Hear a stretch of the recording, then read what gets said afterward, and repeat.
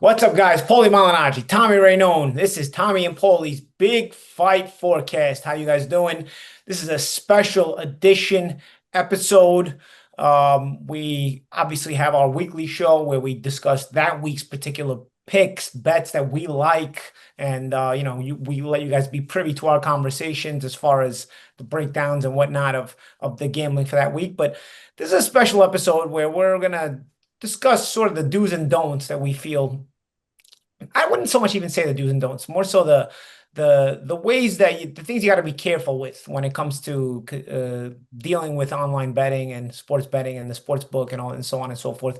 Ways that they might be sneaky or things that they might throw out there below that sort of are unseen to the untrained eye, and you may make an accidental bet in a way where you think you're covered and you might not be covered. Just things like that. Where the casinos, they ain't trying to make you win, guys. The sport betting apps, they ain't trying to make you win, guys. There is a way to win, but obviously we're always against the odds as gamblers. That's why there are odds. And this is where we discuss, Tommy and I discuss how to try to beat those odds, I guess, in certain ways. So Tommy, well, let's jump on it, man. In this special episode, what are the various things we're going to be talking about? We're going to talk about various different ways of betting, various different ways. So most people think that it's just the money line, which is if your guy wins, any which way he wins, whether it's by knockout decision or disqualification. Or then obviously the prop bets most people are most familiar with, the fight not going the distance, your guy winning by stoppage, or your guy winning by decision. But there are various other prop bets that you can put out there. And we're going to go over those today. And we'll start off with the money line, which is the most common one that people use. Like I just said, it covers all your bases should you win, whether your guy wins by decision. It's also very difficult in boxing because a lot of odds are lopsided, right? Yeah. Now, in a situation like Usyk Dubois a couple of weeks ago, you know what? It wasn't bad. It was 340 was the money line for Usyk, so that wasn't bad. Minus 340. Yeah. Yes, minus 340. And then, of course, as we've discussed, and we'll discuss on this show, betting 100, and you got to get to win 100. You got to bet 340 down to win back 440. 340 of it is the risk, and 100 is your money. Correct. But as we've discussed on various episodes, I'm going to break down later on this show, you always want to try and bet with plus odds if possible. So it's less investment to make more money, right? So you're probably not going to put 340 on Usyk to win on the money line to win back $100. That's what most people are not doing. They're probably parlaying it just by adding one leg to that parlay. Even if that leg is a minus 700, you're going to chop those odds down from a minus 340 to maybe a minus 220. So that doesn't sound so bad to bet 220 to win 100 when you think that you got both of those legs, right? So we'll talk about money line a little bit. So that's the most common thing that people bet on. It's also, like you just said, the longest odds, because the prop bets is where the money is, where the good odds are. And prop bets might reduce your odds anywhere between 50% and up to 90%. You might have a guy that's a minus 1,200, but you know what? He's minus 100 for a decision, or even plus 120 for a knockout, or plus 140 for a knockout. So with the money line, people see a money line, they have to understand the difference between a two-way money line and a three-way money line. If you just see the word money line, you're good, you're safe. If you see a two-way money line and a three-way money line, know the difference. The two-way money line is the safer option of the two. A three-way money line is going to give you a little bit better odds, yes. So it's gonna stick out to you. And why is it not the safer option, the two-way money line and three-way money line? Because it doesn't protect you against a draw. It doesn't protect you against a draw. So in a situation where a fight ends in a draw, you lose. So you actually on a three-way money line, you lose if there's a draw. On a two-way money line, you're covered with the draw. It's a push. It's a push. It's a void. The bet is void. So the money you put up goes back to you. Correct. So an example of that was a fight that we actually didn't cover on our previous show, Omar Trinidad, because we had a lot of stuff to cover. But Omar Trinidad was a big favorite. He was minus I think 1,200. Now I used him in several parlays, which is also one thing I want to talk about with the do's and don'ts. Is I've said this before, and I'm guilty of sometimes falling into that trap. Two things don't do. One is use too many legs in a parlay. And what I did was use Omar Trinidad in too many legs, meaning using that same guy over and over and over and over, because that guy loses all your parlays. So many parlays, yeah. Yeah. Number two is using too many legs in a parlay. So I was comfortable with these 3 legs, 4 legs, 5 legs. And you know what? Let me throw Omar in there for the hell of it. All right. That almost cost me a lot of money. Thank God that fight ended in a draw, Paulie. And and the reason he covered you for the draw is because you took the two-way money line, correct? Exactly. Now, if you didn't put him on the parlay with a two-way money line and instead you had done a three-way money line, a little bit more greedy, but I'm you out. would have been out of all those parlays. Again, greed is the killer, guys. Greed is always the killer. And I mean, that's what Tommy and I always agree on. You know, it's like you're not supposed to be trying to get rich off gambling. It's sort of an investment if you do it right. Yeah. So again, on the money line, my suggestion to you is listen, stick with the regular money line and stick with the two-way money line so you're protected against that draw. If the draw happens, you avoid it on that. With the three-way money line, you're not protected. You're not Yeah. protected. You're gonna get the better odds, but you know what? It's very and I've lost some bets like that, and I came So I'm very better close. off. So I'm better off doing a two-way money line, taking a little bit less odds, but being covered on the draw. Correct. Correct. So that's first and foremost. So that's basic 101 because money line again is the most popular thing. Tell you the truth, I mean, I don't know why I would ever go for the three-way money line at that point. Then, you just want to cover yourself at all times. I mean, yes, most of the time the draw is not there, but if you want to be that much more greedy Yeah. and put yourself out there to lose something like that, I think for myself, it's like it's easy just to always cover with the two-way money line. Yeah, and you know what? You always have the option to bet on a draw, and you get astronomical odds. So you know what? If you feel there's some sort of possibility for a draw, which often happens in female fights because you got 10 2-minute rounds, and these judges still haven't quite figured out what they're watching. So you see a lot of draws in female fights. I mean, Paulie, you had 40, how many fights? 44 pro fights. How many draws? None. Exactly. Probability of a draw is very low. I had 37 pro fights. I did have 3 draws, but those were in two of those draws were back-to-back fights to end my career. So between us, we got well over 70 some odd fights and 3 draws. Yeah, and a lot of times for guys, the draws are in 4 rounders, where it's a lot more common, Yeah, but you see it happen a lot with females, and then you'll see, with females and with males, you bet on a draw, you'll get plus 1,800 odds, plus 2,200 odds, crazy odds. So if you think that if you want to get greedy, let's say, all right, and you want to use the three-leg parlay, get greedy in the other way. Throw a few dollars in the draw just to really protect yourself. So should you lose that bet, you'll kill it on the draw. What about this? Two-way parlay protects you on the draw so you don't lose anything, and then also betting on the draw. You can do that too, absolutely. Right? Absolutely. Yeah. Again, building a parlay or building the way you're betting, that's a personal thing. I feel, we discussed the different options and our personal opinions. And remember that, guys, that anything discussed on this show is not gambling or betting advice, is strictly for entertainment purposes. But it's the opinions that Tommy and I have here, and they vary in various ways, and they really center around protecting oneself from being basically screwed over or losing as best we can. It's still gambling. Gambling is always gambling, but as far as best you can. And again, if you do it right, it's at least you won't get beat over the head in case you lose. And doing it right, in my opinion, is always trying not to get rich, just using it as a steady income. Yeah, singles, doubles, and keep in mind, I mean, gambling and betting is risk. Okay, so you want to minimize your risk here, and that's what I'm trying to explain to people out there that might not be familiar with all these betting strategies. These are the things that I personally use and have used in the past, things that have worked for me and things that have not worked for me. So, we'll talk about various prop bets now. The playbook is written off your beats. Yes. So, like Jones Knish. Yes. So obviously, as we just discussed before we got into the money line, obviously the most popular ones is either the money line, your guy to win by decision, or your guy to win by knockout, right? But I've talked to you about this a lot of times. A lot of times I like to just cover both fighters in the sense that the fight's going to go the distance or the fight's going to end in a knockout, right? That's almost a coin toss. It's a 50-50, right? Well, prop bets, yeah. Exactly. So now let's just say you have when Moses fought the other day, he's a minus 1,000, right? So there's not much value there, right? So now what you want to do is you're better off.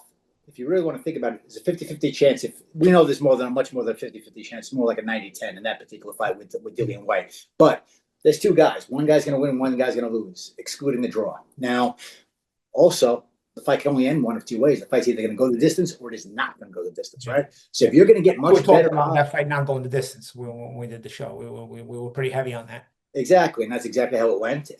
Was there great odds? No, but those odds were still a lot better. Well, there were prop bet odds that were plus in the 1 through 4, right? Knockout 1 through 4, which ended up happening. It was a first round knockout. Those were plus odds. Yes, and 1 through 6 obviously there's a little bit more risk, because you only get a certain amount of rounds to play with. And on hindsight being 2020, obviously it would have been genius to do 1 through 4. But yes, when you look at it in prior to the fight, yeah, it's a little bit more risk. You only get a certain amount of rounds to get the knockout. Yeah, and in that fight, now I did most of my bets for the fight to end by stoppage, right? not specifically for Dillian White to win by knockout, which I did put a couple of those bets in, but he was like Itama, you mean Itama win by knockout? Otama, yeah. I'm sorry, Otama, yes, at minus 440. But I also did it both ways just to cover my ass because again, there's a lot of unknowns about Itama. Otama right now. Now, obviously, first round, Now it's known. it was over 45 seconds, right? But bottom line is what I'm saying is I got better odds on the fight not going the distance where I'm covering myself on both ends. So should Dillian pull off the upset, should he pull this fight out, Dillian White wins this fight, I'm still going to win my bet. Why? Because I bet the fight to not go the distance. So I got minus 700 odds on that, opposed to going with Itama by knockout. Yeah. By no on the money line, which would have been a minus 1,000 Paulie. Okay, so you took just the fight to not go to distance, just in case Dillian, or in some parlays, the fight not to go to distance, just in case Dillian is the one that gets the knockout, because there was a little bit of unknowns about Itama. Okay. Exactly, and that's why often, yeah, in that particular situation. And then in some more aggressive parlays, you had Itama by stoppage. Correct, at minus 450. And we've discussed this in the past as far as decisions go. Sometimes these fights, like a guy like was Josh Taylor for a couple of months ago, I felt that he was on the decline and that he was faded. And you know what? I think he's good enough to always go the distance, and he's got enough durability and he knows how to survive. But I wasn't certain he was going to win that fight. So my bets on that particular fight were not for Josh Taylor to win by decision, but for the fight to go the distance. Yeah. I may get as good of odds. No, that's where I made the mistake. Yeah, I took Taylor to go to distance on that one. Yeah. Yeah, but I protected myself on both ends. So once that 12th round ends, the decision no longer matters. I already won my bet. Yeah, exactly. Fight to go to distance doesn't mean a winner you have to be right on the winner. It just has to go to distance. Correct. And there are other options out there, like a fight to go a certain amount of rounds, which oftentimes I'll use knockout big punchers as examples, Gervonta Davis and Beterbiev. Now those guys score knockouts in 90% of their fights. So oftentimes you get the odds where the fight to go more than 7.5 rounds might be, I don't know, minus 180, let's say. Yeah, it's a little less.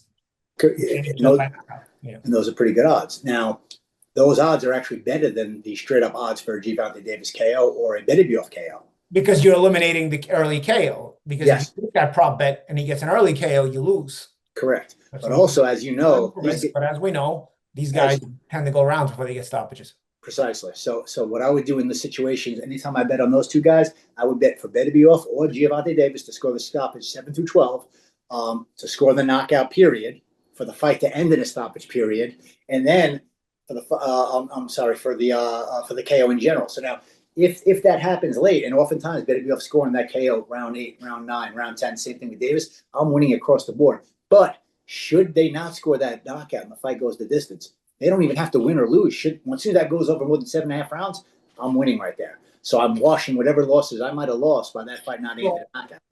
So you have the fight to go at least 7.5 rounds. Then we right. Yes. So if I think about 7.5 rounds, they get the stoppage, you win. If they go to distance, you win.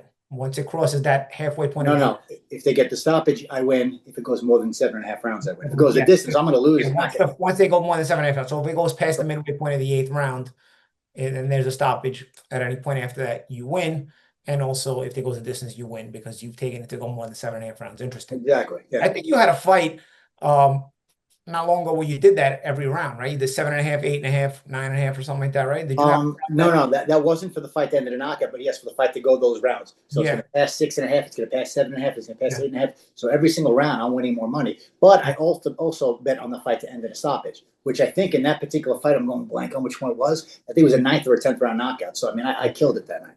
Yeah, I remember it. Was it Lomachenko Kambosos maybe? No, that was a live bet, which we'll talk about later too. That was a live bet situation. Okay. But again, in a situation like we just discussed, the only way I can get killed, or not even killed that bad, Paulie, is if, let's say, the 2nd or 3rd round knockout. Sure, I'm going to lose all those bets for the fight to not go 6.5. It didn't go 7.5. It didn't go 8.5. But I still got my knockout. I probably still got my money line because I'm parlaying that as well with these guys. And also, you're parlaying, so you're risking less. You're building parlays where there's plus money odds instead of minus. Heavy favorite odds. Yeah. So parlay, you can make up the money on maybe winning just 1 or 2. But if you lose a few parlays, you win 1 or 2 parlays, other parlays, and you're more than making up for it. Exactly. Because when you're gambling with plus odds on all of your parlays, you could afford to lose a couple. But if I'm betting, let's say $5,000, let's just throw a high number out there. If I'm betting $5,000 per parlay, and let's just say there's 4 weeks in the month, the first week of the month, I bet $5,000 and I won back $1,000 because I did that with minus 500 odds. So I used 4 reliable big heavies and I won $1,000. All right, I'm gonna do it again the second week. It hits again. I do it again the third week. It hits again. I'm up $3,000, right, Paulie? But if that fourth week I do that same kind of bet at minus 500 and one of those legs loses, now I wiped out all my work and now I'm down $2,000 for the month. Yeah, yeah. And that's why we heavily believe that, you shouldn't be greedy at gambling. It can be a passive income. It can be, I guess it's a calculated risk, just like any investment is really, if you do it right. If you don't calculate the risk and you want to be a degenerate, odds are they're going to take your money, because that's what they're there for. They're not there to make any favors. And obviously the bigger of a risk you take, the better of the odds you're going to get. So listen, I'll throw my Hail Marys out there, which is called group betting. So that's when you're specifically going for like rounds 1 through 3, 4 through 6. You can go as much as you can bet individual rounds if you want to, which I think is just beyond foolish. But you could also do rounds 1 and 2. Depends how greedy you want to be, but again, greed tends to hurt you. Yeah. Now, in the situation a couple of weeks ago, help me out, Paulie, where my pick was wrong. The Olympian that was 10-0 was the episode before the last. The one in Libya. Correct, the one in Libya. Yeah. Who was the main event again? It was Francisco Fonseca against the French Olympian who had like 6 fights, right? And yeah. So I said for certain he was going to win by knockout. I said it would most likely happen round 1 through 6. Being that I lost that previous bet, I'm like, you know what? I got to play a little catch up here.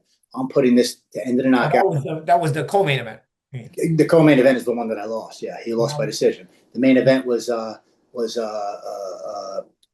Mexican guy that was 17-0, but a very padded 17-0. Remember, he only had beat 2 guys with winning records. Cuello. It was Cuello, right? Yes. Cuello. Yeah. Yeah. So Cuello, so you got aggressive to chase it, which is, we don't always want to do that, but aggressive to chase it because Fonseca upset the French Olympian.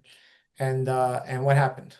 I put it in for the knockout 1 through 3 at plus 380, and he knocked him out in, I believe, the second round. And it wasn't just you randomly threw it out there. I don't want people to think you just put it on the wall, threw it at the wall, and hope that it stuck. You had already seen that Cuello's opponent had a nice record, but it was very, very padded. Had maybe 1 or 2 wins against winning records, and those winning records, when we analyze those winning records, they had been built up as well. So he had no wins of any measure, of any kind of reputation on his record at all. And he was dealing with a guy in Cuello who was a legitimately good puncher and a good aggressive guy. So you decided to take a calculated risk and go for that 1 through 3 KO in the 1 through 3, which was heavy plus odds, right? Yes, and I parlayed it, so I threw a couple of legs on that were reliable legs like Ford on the money line and things of that nature. So those odds were no longer which hit. They were no longer plus 380, now they were like plus 530. Yeah. Okay. And then another strategy that I don't use a lot, but when I have used it, it's worked out for me, is actually the knockdown bets. So I just did this with the Regis Progress fight against Jojo Diaz. All right.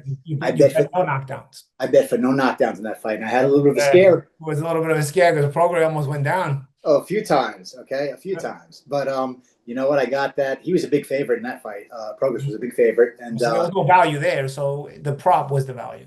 Correct. The prop was the value and the distance was the value. I also said that fight would go the distance, which it did. And thank God it did with the cut that he had on his eye and the incompetent doctor that he had. Yeah. You were fortunate on that one. Yeah. But that was the situation where, you know what, I used a parlay, and I traditionally only like to use one prop bet on a parlay because I don't want to get greedy. Well, I don't want to hit a prop bet. Prop bets are they get you better odds, but they can be a little complicated at times. Yeah, you could walk away with great odds, but you know what? I don't want to hit a prop bet or 2 prop bets in a row and say, all right, cool. And then I'm going to get beat on the third one because I got greedy. And I said, why didn't I just leave well enough alone? So most times when I do a prop bet, it's one prop bet in, let's say, a 3 or 4 leg parlay, and I'll go money line on the rest. Or maybe 2 prop bets at the most. Yeah, so in that money lines that are net and minus odds, but they lower to plus odds little by little, or very low risk negative odds, and then you'll throw that prop bet in, which probably flips it to a plus money. Correct. And now you're not risking anything. With the goal always being the same goal, always being the same mission out there, is to try and get myself in a position where I'm getting plus odds. Yeah, plus odds, but it's winnable, of course. You always of course. Goal is to win, because even plus odds and negative odds, if you don't win a bet, you're still losing money. It's still gambling. Yeah. So, what else is out there? We got live bets, which is something that I do here and there. Yeah. We discussed it on the show how I got kind of screwed on that Carrington one because I couldn't get it in. Yeah, and that was because they wouldn't the website wasn't opening up, right? Yeah, it was just grayed out, and by the time it finally opened up, I dropped from a plus 900 for a decision for Carrington to all the way down to like a plus 300. But I So remember you did hit Lomachenko and Kambosos for the stoppage on a live bet. You realized, and that was prior to Kambosos ever being stopped before. So the live bet for Kambosos to be stopped was, pretty good odds, right? And as you saw the way the fight was turning, you decided to go there, right? that, and there's a second reason, Paulie, because going into that fight, I just had this strange feeling that Lomachenko was going to force stoppage. I had a feeling, even though Kambosos would never stop prior to that, that after the Haney loss, which was a very controversial one, that he was not going to go to Australia and let this fight go to the scorecards. I also felt this might actually be Lomachenko's last fight, so he's looking at an exclamation point on his career. And it So was. He ended up retiring after that. it absolutely was. So what I did in that fight, feeling that Lomachenko had a very good chance to score the stoppage, it's a 12-round fight, Paulie. You got 12 rounds to work with, right? I said, I'm betting this one live. I'm going to feel it out. I think Lomachenko's going to score a late stoppage. Each passing round that goes by, you no longer have 12 rounds to work with. Now it's 11. Now it's 10. Now it's 9. Now it's 8. I didn't put that bet in until the 8th round. So I only have 4.5 rounds to work with in the middle of the 8th round. Now I have fantastic. Now it's higher odds, right? It's better. Now I got like plus 480 odds.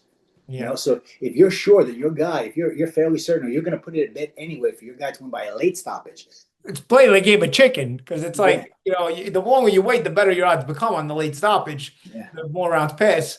Mhm. And, but if you don't put it in time and there's a stoppage happens, then you didn't get it in. But if you get it in, and then the stoppage does happen, like you did with Lomachenko and Kambosos, right? You put it in around the 8th round, right? Mhm. And then the stoppage came, what, 11? I think it was the 10th. Yeah, it could have been the 11th. It might have been the 11th. So, I mean, yeah, so you got great odds. Again, Kambosos had never been stopped prior to that fight. Correct. And it's also kind of a cheat code, Paulie, because if you have a keen eye and you know what you're watching, you know body language, and you're going to know for the most part whether a fight is going to go the distance or not go the distance. Well, no, pretty early. Like with Carrington, like you said, you realize in around 1 or 2, like you wanted to get it in. You just decided didn't let you in. And I changed my mind, Paulie. If you remember on the show, I said this fight ends in a stoppage. Nobody knows who this guy is, but there's no value in a Carrington stoppage at minus 800. But so then once you saw a couple of rounds, you realize, no, this is gonna go the distance. I want to throw it in right now live. Yeah. So all of a sudden, by the beginning of the 3rd round, I said to myself, there isn't even going to be a stoppage here. He's going to win a decision, and I log in, and it's plus 900. And I went to parlay that with Zayas for a decision and Clarissa Shields for a decision. It was giving me close to plus 1,300 odds, and it wouldn't let me put give it to you. Of course, that's they love screwing you. And let's talk. Speaking of those, they screw you. What's the different ways that casinos and online betting they zing you with little screw jobs? Any technicality. Technicality. So a perfect example, which was just horrible for me, was Maxie Hughes fought about a month ago. I had that fight going the distance, and I had him winning by decision. It was scheduled for 10 rounds. Right before the fight, they decided it was going to be a title eliminator. They made it from a 10-rounder to a 12-rounder, which makes my job even harder. Now I have to go 12 2 more rounds that he has to go to distance. Yeah. Well, of course, they should credit you, but they don't. If anything, I should have better odds. If anything, I had better odds. So what does the sports books do in that particular occasion? In that particular situation, Maxie goes out there. He wins the 12-round decision, not the 10, the 12-round decision. And of course, the fight goes the distance, and they voided every last one of my bets. Voided all your bets. Yeah. That's what I mean. So and really in a situation where, like you said, you should get better odds because going the distance for 12 is tougher than going the distance for 10. But again, any technicality, the casinos aren't there to let you guys win. Let us win. So any technicality, they will try to screw a person. So you gotta really be on your P's and Q's when it comes to that kind of stuff. So they avoided that. What else were you having trouble with? The Ford fight, right? The Ford fight, yeah. Versus Ford versus Abraham Nova. Yeah, so the Ford fight, they changed that fight just before, a couple hours before the fight. It went from a 12-rounder to a 10-rounder. I had Ford. I called on the show last week. I called the decision all day for Ford. I used him on the money line several times, and I used him to win a decision. And I use different apps. One specific betting app avoided every one of my bets, not just the decision win. Put them on blast. Tell them MGM. I bet MGM, man. Let people know. Let people know they get protected. Yeah, MGM is always a problem. I've had a problem with that. They're the same ones, Paulie, that did the same thing with Maxie Hughes, by the way. At MGM. Now, I understand in this particular scenario, Paulie, I understand because the fight was originally scheduled for 12 rounds with Ford, and they lowered it to 10. I understand that. But you can't void my money lines. I picked this guy to win. Yeah. He won. That's it. How do Yeah, you avoid yeah. my So money line? you're saying, okay, for the fight to go to distance, you can void it, but not the one. But with him, the money line to win shouldn't be voided, which makes Absolutely sense. not. Of course, of course. Yeah. Yeah, So the other apps didn't do it. FanDuel, DraftKings, I use different apps. They didn't do it. They gave me credit for it. But MGM always seems to be a stickler for any detail they can get to beat you. yeah. So And with they MGM, I noticed, we talk with MGM, and they give a profit boosts. They'll give like a little bonus, but they'll screw you more. The other websites, they don't give profit boosts and bonuses, right? They're they like do give them, but not as often. I mean, not as often. So MGM's so BetMGM is a little bit more gratuitous, more they're more friendly in that way, but then they're also more cutthroat when it comes to cutting you off with small minor technicalities that the other sites won't really cut you off on. yeah. Next up, you know what? Let's talk about betting on a favorite, but betting on a favorite in a different way than is traditional. I'm sorry, Okay. betting on an underdog in a Okay. way that's not traditional. So Mhm. we'll use Crawford Canelo as an example. Crawford on the money line is a minus. I'm sorry, plus 160, right? Uh-huh.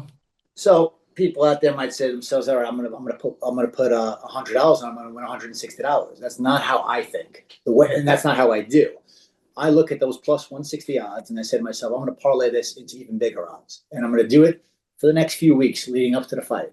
So by the time that he gets in the ring, all my legs are already checked off. Everybody already won their fights. And a lot of these are gimmies, a lot of these are layups, yes. But they're making my odds go from 160 to 220 or to 280 or even plus 300. So ultimately, on the night that Crawford gets in the ring with Canelo Alvarez, should he win, I'm going to be in a position to make maybe $600 off Mhm. maybe about $150 to $175 invested, Mhm. opposed to, as I just said, he's a plus 160. But I Mhm. don't have the odds of plus 160. I have the odds of roughly plus 280 to 300. So Mhm. what I'm doing is I'm risking less money because I'm doing small parlays. It might only be probably honestly $5 to $7 or $8 in a lot of these cases. But every one of those tickets, when it wins, $20, $22, $20, $25, and those receipts all add Yeah, up. yeah, yeah. Those add So up, and then there comes a fight night where a lot of your parlays end, and you're collecting 500-600 bucks. correct. And you know what, Paul? Should I come up short and my guy does not win, I You didn't lost have to what, 40 invest that bucks? much money. I didn't have You to lost invest. 40 bucks. Yeah. Yeah, and you're collecting on like once a month, right? I mean, these are like, passive incomes like once. Correct. So I have my call it a Yeah. long-term investment that it's marinating. I got parlays. I got a ton of parlays going right now that most of the legs are already done, and it doesn't close out until Benavidez fights Yard November 22nd. But Yeah. in the interim, yeah, I'm making my weekly bets and I'm making money here and there. But I also have my long-term investment, so I have no problem waiting 3 months to get paid. And that's why we talk about not being greedy, because gambling is an investment if done right. If done right. So passive income, gas money, grocery money, Yeah. utility bills money. It can be consistent too. You know what I mean? If you're not greedy. If you're greedy, Guacamole. You go to if you're Chipotle. greedy, it becomes another bill. You It go to becomes guac. another expense. You go to Chipotle. You get a burrito. You know what? I'm gonna get the guac. I'm gonna get the guac. Okay. Yeah, I'm gonna get the avocado. Yes. Yes. Yeah, $2 upcharge. Go right ahead. It was a good yeah, weekend. yeah, yeah. What else? Listen, like I said, the do's and don'ts. Just avoid chasing. And we talked a little bit about chasing earlier, which is a Yeah. situation where I did chase, but I did it from a logical standpoint, and I didn't put a lot of money on it, and Yeah, it worked out. yeah. And when it comes to, we'd say avoid chasing. It's avoid chasing when you go into something blind just to chase it because you're just on tilt because you just lost something. That chase that we're talking about, what you did, you already had done a lot of research going into the fight. Yeah, So you just took another risk, a little bit more of a risk, but still you had enough calculation there. Doesn't mean it's always going to hit, but you gotta have the calculated risks as much as yeah, you can. It's like this, we yeah. said, it's still gambling. Because the thing is, at the end of the day, if you bet too much money, or if you end up chasing, now there's emotion involved. Okay, so when you're chasing, emotion is involved. You're not using your head. You're not using logic and common sense. You're not thinking from a Yeah. from a logical place. Mhm. So chasing Exactly. usually doesn't end up favorable. Yeah, and like I said, you end up going from a passive income to an expense liability every month, Yeah. having to pay off And these bills. and another thing is, and somebody mentioned this, and you know what? I only bet on boxing. I only bet on boxing. I used to play a little bit around with basketball and hockey. You And do at a the little end bit of of the roulette though at the casino, right? well, the casino, but that's not sports betting. Yeah, Yeah, I do like roulette, but yeah. don't cross contaminate. Basically, Don't cross pollinate, cross pollinate. Well, contaminate, I guess, if you lose, yeah. yeah. But you know what? Don't do parlays with football and boxing and UFC. Just try and stick to one sport. If you follow multiple sports, no problem. But you know what? When you do your parlays on boxing, do your parlays on boxing. If you want to do it on football, do it on football. But Yeah. and don't Yeah. complicate matters. Yeah. Again, and it all leads back to what, Paulie? Greed. Don't get greedy. Yeah. Don't We get know a couple of greedy people out there. I'd rather go after big hits, and if I think they're gonna hit and you can score, I'd rather lose than try to win $6. Not winning $6 But I'm up bets. like 15,000 for my career. You're down like 20,000. Allegedly. Allegedly. So you'd rather not be up 15 grand? I'd rather bet $50 to try to win $1,900 than bet $6 to win 14 and double my money. 100%. They win, but then they give it right back and then some. Yeah, and that's the problem. And if you know any greedy gamblers, I mean, they're probably in debt. You know, they're not they're not up in the casino. You know. Yeah, and again, I want to stress, and I said it earlier, and it worked out for me, thank goodness, because I bet the two-way the two-way money line with Omar Trinidad the other night. But when I looked at my bets that I had in for the night, I probably had about 25 parlays out there. Now, again, I'm not betting $150 a parlay. They're small parlays, but it adds up. Okay, especially losses could add up just the same. And I said to myself, "Wow, I went against my own methods." I used this guy in 90% of my parlays. So once he loses, I lose 90% of my parlays if he loses. Number one. Number two, I used him with too many legs. A lot of my parlays were 7, 8 legs, and I'm like, you know what, this is a little because it's so easy, Paulie. When it might fall into that, you're not thinking if you get emotion or in the moment, it's so easy to fall into that. Yeah, so you know what? When you're doing 4 legs, it's a little more reliable. For something to go wrong, the odds are not, really working against you. But when you're doing 6, 7, 8 leg parlays and you're throwing prop bets in there, no. Yeah. So, these are just some of the do's and don'ts. But again, I mean, people need to understand just simple strategies, have boundaries, have rules set in place for yourself, things that you'll do and things that you won't do. Yep, exactly. All right, man. Anything? I think we pretty much covered Um, on this show. Let's see. Anything else? Yeah, just diversify. Again, with your parlays, don't use that's a big one for me, Paulie. And again, I almost learned the hard way the other day, and I've learned that lesson in the past, where one of my big favorites, who's a minus 1,300, gets beat. I'm like, yo, he just wiped that over my parlay. Like Joey Kanish, you're given the playbook based on your beats. The playbook to get ahead based on your beats. Yeah. Alimony.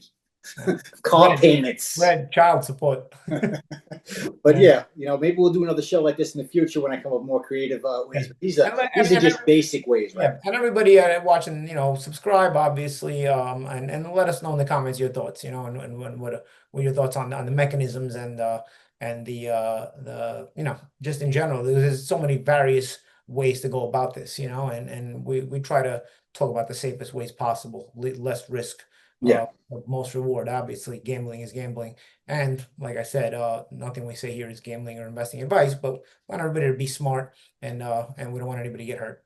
All right, sounds good, buddy. All right, man. That's Tommy Rainone. I'm Paulie Malignaggi. This has been Tommy and Paulie's Big Fight Forecast. We'll see you next time.